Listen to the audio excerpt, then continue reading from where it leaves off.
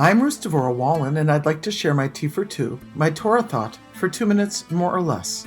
This week's Torah portion is Seitzei, which means when you go out. As the first verse reads, when you go out to war against your enemies, and Hashem will give you captives. In the Kabbalistic and Hasidic literature, one's enemy is one's negative inclination or Yetzer Hara. Daily, we go to war and battle our inner struggles. Rabbi Eli Melech Biederman says the difference between a fight between countries and a war within us is with countries, when the war is over, it's over. However, just when we've won one round with the Yetzer Hara, we're confronted with yet another one. It's a never-ending battle.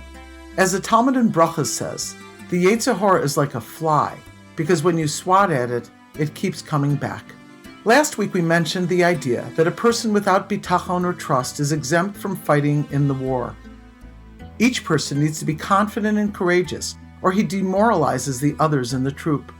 When fear overtakes a person, the battle could be lost before the first moments of engagement.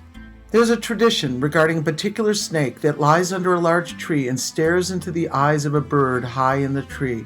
The snake can't climb the tree, but the bird doesn't know that, and is frightened it will be eaten.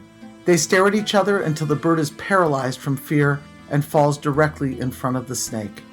The first phrase of the first verse, Ki Seitzei l'milchama al oivecha, is usually translated as, when you go out to war against your enemies. However, the word al does not mean against, it means on top of or over. The Hasidic twist in this verse is that when you go to surmount the challenge, you need to be al, on top of it. To fight this enemy, you will need to be smarter and be able to think fast on your feet.